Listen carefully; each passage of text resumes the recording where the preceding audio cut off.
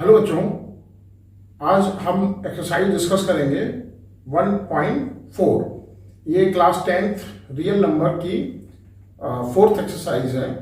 और इस एक्सरसाइज में हम लोग ये पता लगाएंगे कि विदाउट लॉन्ग डिवीजन हम कैसे पता कर सकते हैं कि दिया हुआ जो रेशनल नंबर है वो टर्मिनेटिंग है या नॉन टर्मिनेटिंग बट रिपीटिंग है।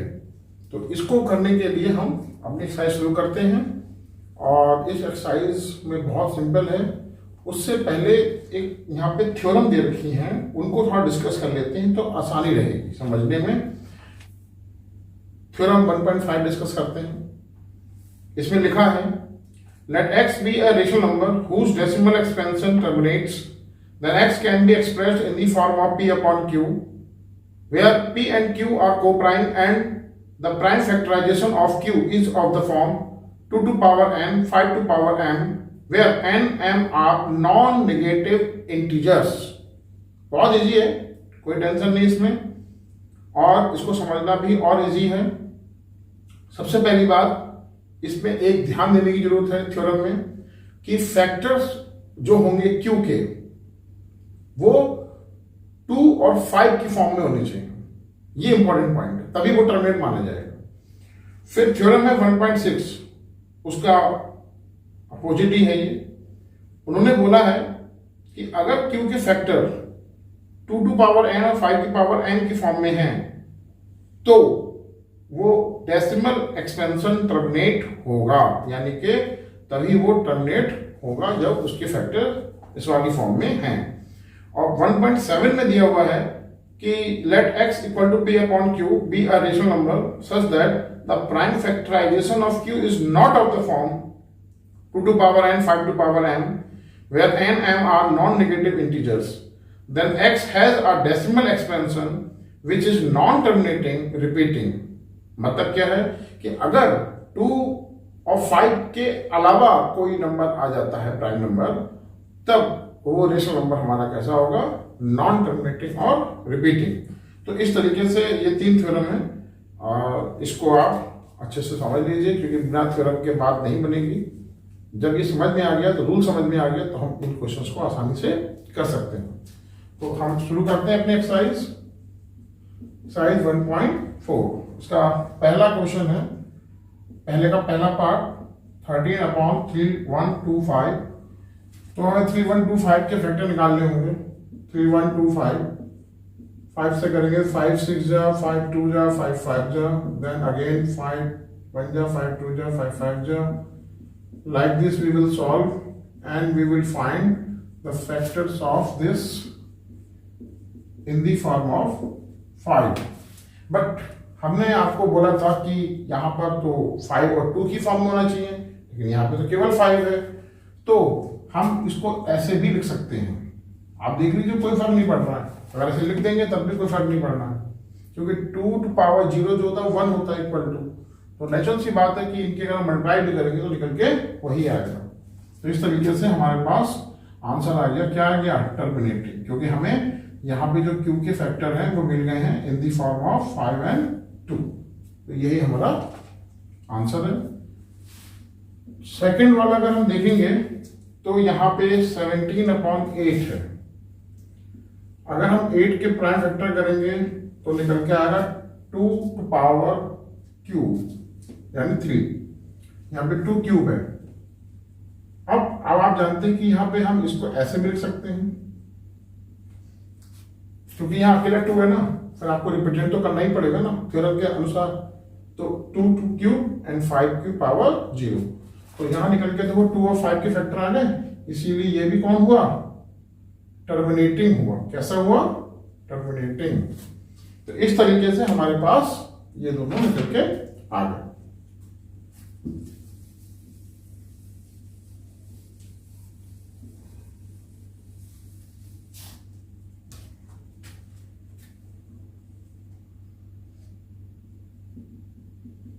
Third part 64/455। तो 455 का हम लोग क्या करेंगे, प्राइम फैक्टर निकालेंगे। उसका निकाल तरीका वही है, 5 से कर लेते हैं, 5 9 जा, 5 1 जा, फिर ये हो जाएगा आपका 7 से 13 और यहाँ पे आ गया 13 बन जाए। अब आप समझ सकते हैं कि यहाँ पे 5 के अलावा भी फैक्टर आ गए, 5 के अलावा भी। जब 5 के अलावा कोई दूसरा प्राइम नंबर आ जाता है तब वो टर्मिनेट नहीं होगा। इसका मतलब ये यहां पे हो जाएगा, आप लिखोगे कैसे, 5 इंटू 7 इंटू 13 और यहां लिख देना नॉन टर्मिनेटिंग। और हमने आपको एक थ्योरम में ये भी बताया था, लास्ट थ्योरम जो थी हमारी 1.7, उसमें ये बताया था कि अगर 5 के अलावा, 5 और 2 के अलावा कोई अगर प्राइम नंबर आता है तो वो नॉन टर्मिनेटिंग रिपीटिंग होता है। इसीलिए नॉन टर्मिनेटिंग और रिपीटिंग है ये, ठीक है। फोर्थ पार्ट में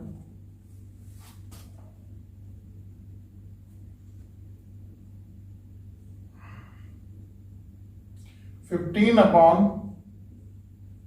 1600, तो 1600 का हम और निकाल के देख लेते हैं क्या आएगा आपका।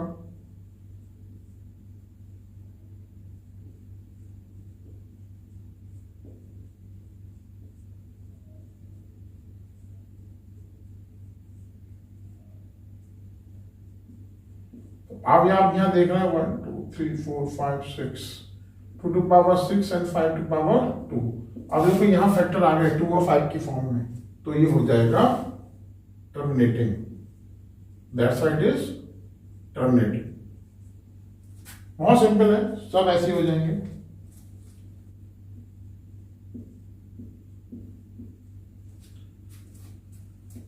फिफ्थ पार्ट में ये दिया हुआ है 29 अपॉन 343 करोगे तो 7 का क्यूब आएगा।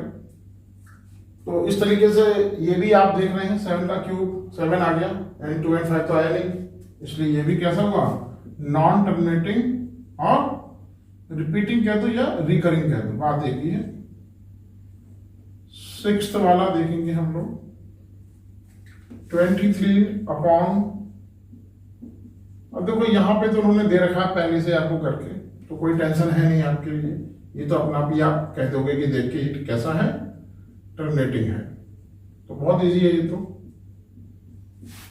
सेवेंथ वाले में 129 अपॉन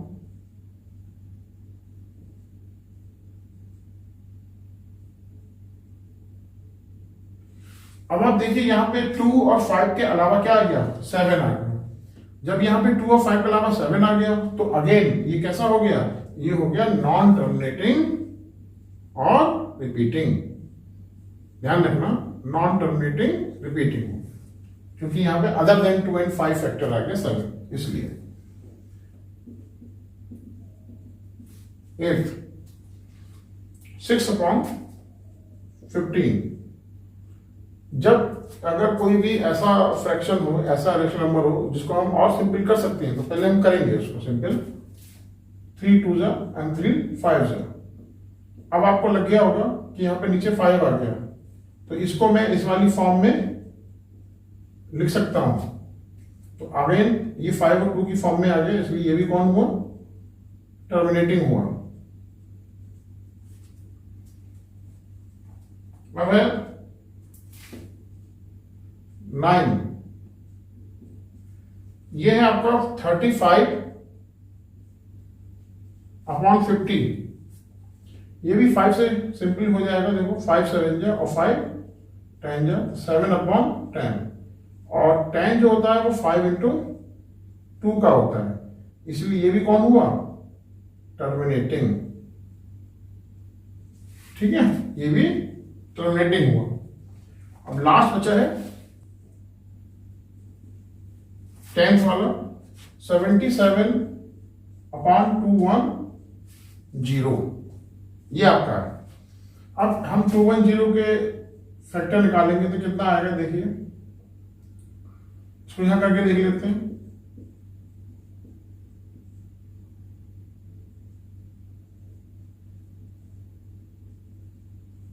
तो तो यहाँ आप देखो 2 इंटू 3 इंटू 5 इंटू 7, तो यहाँ पे भी 2 और 5 के अलावा फैक्टर आ गए, प्राइम फैक्टर, इसलिए ये कैसा हो जाएगा, नॉन टर्मिनेटिंग रिपीटिंग।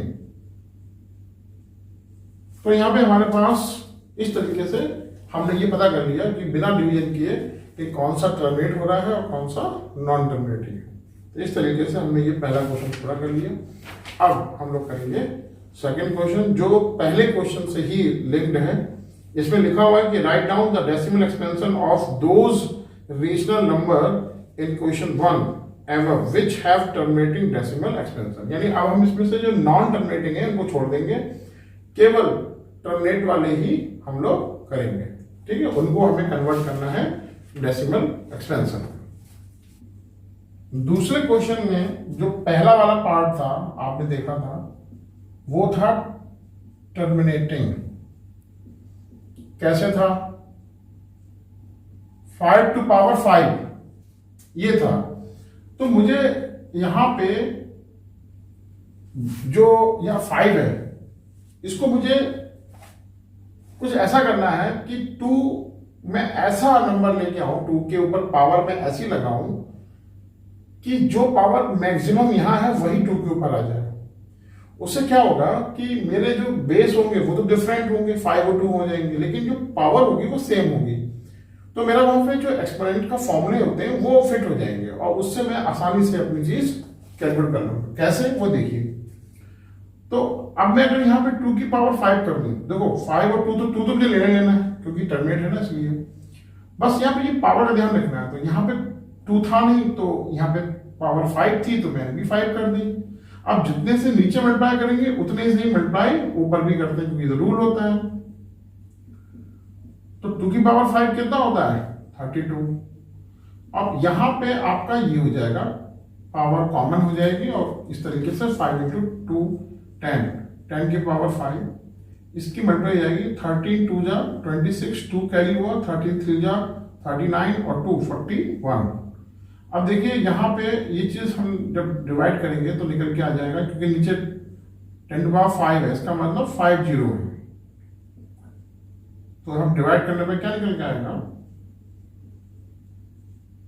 0.00416 निकल के हमारे पास ये आ गया। तो ये आपका आंसर हो, बहुत सिंपल है। सेकेंड वाला 17/8, यहां पे आप देखें 2 की पावर क्यूब आ जाएगा। तो यहां पे मुझे 5 की पावर क्यूब से मल्टीप्लाई करनी पड़ेगी ऊपर नीचे, तभी नीचे हमारा पावर कॉमन हो जाएगी और नीचे 17 और 125 की मल्टीप्लाई करेंगे। 17 5 जा 85, 5 आया, 8 कैरी हुआ, 17 2 जा 34 और 34 और 8 कितना हुआ, 42। तो 4 कैरी हुआ, 17 1 जा 17 और 4 21। तो यहां पे अगर आप देखें तो इसको हम सिंपल कर सकते हैं 2.125, बहुत सिंपल है। नाउ फोर्थ, क्योंकि थर्ड वाला जो है नहीं टर्मिनेटिंग, फोर्थ वाला है, इसमें है 15/1600। 1600 का कितना आया था, 2 की पावर था इसमें 6 और 5 की पावर था 2। तो यहां पे 6 है 2 की पावर, यहां पे 2 है 5 की पावर, तो मुझे मैक्सिमम पावर के बराबर करना है। तो 6 लाने के लिए 5 की पावर 2 में क्या करना पड़ेगा, मुझे ऐड करना पड़ेगा 4। तो मल्टीप्लाई बाई 5 टू पावर 4, क्योंकि मल्टीप्लाई में पावर ऐड होती है। तो जितने नीचे से उतने ऊपर।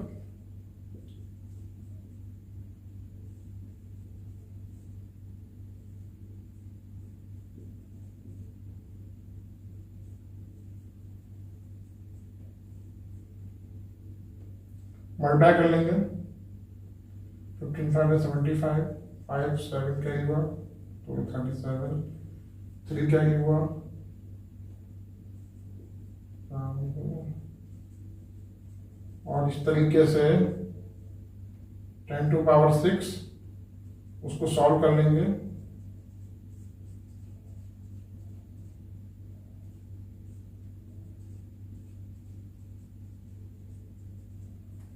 ये आपका आंसर आ गया। तो ये भी कैसा हो, टर्मिनेटिव में है ही, आंसर आ गया डेसिमल में। नाउ 6th वन, इसमें 23/2³ ऑफ 5 स्क्वायर दिया हुआ है।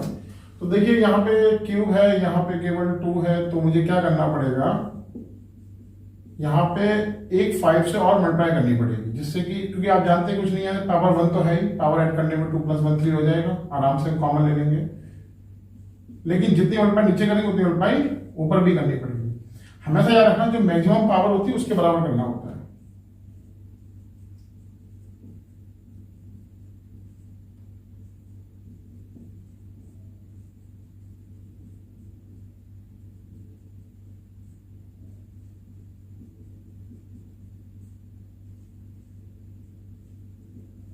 आंसर आ गया 0.115।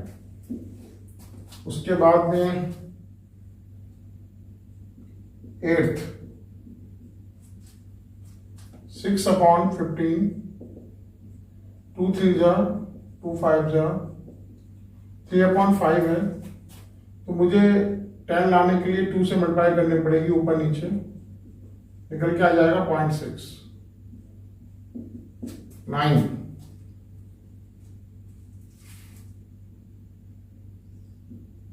35/50, इसमें भी 5 7 जा 5 10 जा 7/10, तो 10 नीचे आएगी अपना भी, तो आंसर आ गया 0.7। तो ये भी आपका क्या हो गया, टर्मिनेटिव हो गया और आंसर आ गया। इस तरीके से हमने सेकंड वाला क्वेश्चन पूरा कर लिया। Question number 3, the following real numbers have decimal expansion as given below. In each case, decide whether they are rational or not. If they are rational and of the form P/Q, what can you say about the prime factor of Q? बहुत सरल है ये वाला, देखने में बड़ा लग रहा है। अब आप देखिए ये कैसा है, टर्मिनेट कर रहा है, और जो नंबर टर्मिनेट करते हैं उन्हें हम क्या कहते हैं, उन्हें कहते हैं रेशनल नंबर। तो पहली बात ये कैसा हो गया, रेशनल नंबर है, टर्मिनेट कर रहा है। तो जो नंबर टर्मिनेट करते हैं उसमें क्यू की प्रॉपर्टी क्या होती है, तो Q must have factors in the form of 2n 5n। इसीलिए यहां पे ये प्रॉपर्टी होगी इसकी, तभी ऐसा है, ऐसा नहीं होता। सेकंड वन कह रहे हैं कि ये बताइए क्या होगा। तो इसमें अगर आप देखें तो इसमें जो नंबर है वो नॉन रिपीटिंग है। आप देखिए तो इसमें 1 0 आया, फिर 1 2 के बाद 2 0 आए, फिर 1 2 के बाद 3 0 आए, फिर 1 2 के बाद 4 0 आए। अब फिर भी पूरा डिवाइड नहीं हुआ, मतलब पूरा डेसिमल एक्सपेंशन चल रहा है अभी भी। तो जो नॉन टर्मिनेटिंग होते हैं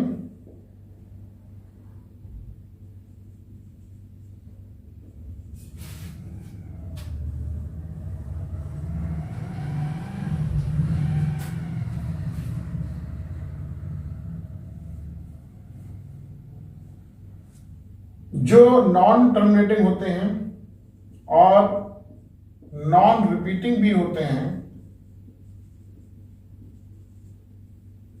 वो हमारे कहलाते हैं इर्रेशनल नंबर।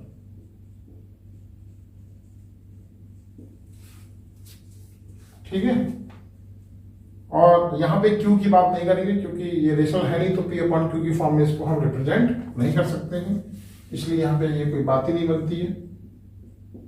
अगर वो रेशनल होगा तभी हम ये बात कहेंगे। फिर नेक्स्ट है 4 3.1 2 3 4 5 6 7 8 9, इसको मैं बार लगा देगा। अब देखिए ये क्वेश्चन क्या इसमें बार लगा दिया, यानी कि ये कैसा हो गया, नॉन टर्मिनेटिंग तो है लेकिन ये रिपीटिंग है। कैसा है ये, रिपीटिंग है, इसीलिए ऐसा नंबर कैसा हुआ, रेशनल हुआ। अब इनकी प्रॉपर्टी क्या है, यहां लिखोगे Q must have factors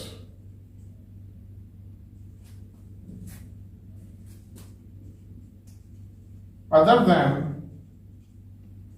2 to power n 5 to power n।